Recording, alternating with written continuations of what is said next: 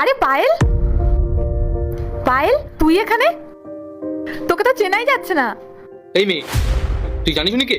হ্যাঁ, ওকে তো আমি চিনি। ও আমার ছোটবেলার বান্ধবী পায়েল।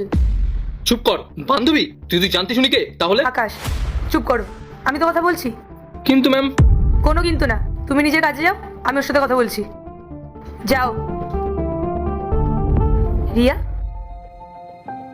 তুই এখানে কি করছিস? আর তুই এখানে হাউসকিপিং এর কাজ করছিস কেন?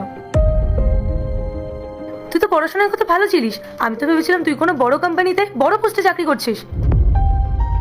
তাহলে তুই এখানে এই কাজ করছিস কেন? আর আর তোর বিয়ে হয়ে গেছে? হ্যাঁ পায়েল, সবটাই আমার কপাল। আমার স্বামী এই কোম্পানিতেই পিয়নের কাজ করতো, কিন্তু 15 দিন ধরে না ও খুব অসুস্থ। ও বিছানা ছেড়ে উঠতেই পারছে না। কিন্তু 2-3 দিনও ছুটি নিয়েছিল, কিন্তু অফিসের একজন স্যার বলেছে বেশি ছুটি নিলে ওর কাজটাই চলে যাবে। সংসারটা চালাতে আর ওর কাজটা বাঁচাতে আমি ওর জায়গায় এসেছি। আচ্ছা এসব বাদ দে, তুই বল তুই এখানে কি করছিস? আমি আমি তো এই কোম্পানির ম্যানেজার। ম্যানেজমেন্ট থেকে শুরু করে যাবতীয় সমস্ত দায়িত্ব আমাকেই সামলাতে হয়। বাহ, খুব ভালো। তাহলে তখন রোজ আমাদের দেখা হবে। কোনো সমস্যা হলে বা কথা বলতে ইচ্ছা করলে আমি তোর কাছে চলে আসবো। অবশ্যই আসবি, তুই তো আমার সব থেকে পুরনো বান্ধবী। আর আজ এত বছর পর তোর সাথে দেখা হয় না, আমার সত্যিই খুব ভালো লাগছে। আমারও খুব ভালো লাগছে রে পায়েল। আচ্ছা রিয়া, একটা কথা বলতো, তুই পড়াশোনায় এত মেধাবী হওয়া সত্ত্বেও তুই অন্য কোনো ভালো জায়গায় ট্রাই করিসনি? আমার বিশ্বাস তুই যে কোনো কোম্পানিতে ভালো পোস্টে চাকরি পেয়ে যাবি।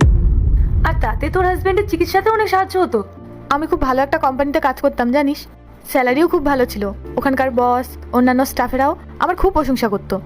কিন্তু আমার এই উন্নতি কিছু মানুষের সহ্য হলো না। তারা ভাবলো আমি ওখানে থাকলে হয়তো তাদের কোনো কাজের সমস্যা হতে পারে বা তাদের প্রমোশন আটকে যেতে পারে। তাই ওরা আমার উপরে মিথ্যে চুরির বদনাম দিয়ে আমাকে কাজ থেকে বের করে দিল। আমি কাজ খোঁজার অনেক চেষ্টা করেছি, কিন্তু কোথাও কাজ পাইনি। ওরা আমার সিভি নষ্ট করে দিয়েছে। তাই কোনো উপায় না পেয়ে বাধ্য হয়ে আমি এই কাজই করছি। আচ্ছা ঠিক আছে, মন খারাপ করিস না। যা হওয়ার ছিল তা হয়ে গেছে, এখন কোনো টেনশন করিস না। আমাদের রোজই তো দেখা হবে। আচ্ছা শোন, আমি এখন আসছি, কেমন? হ্যাঁ, তুই নিজের খেয়াল রাখিস। তুই যা।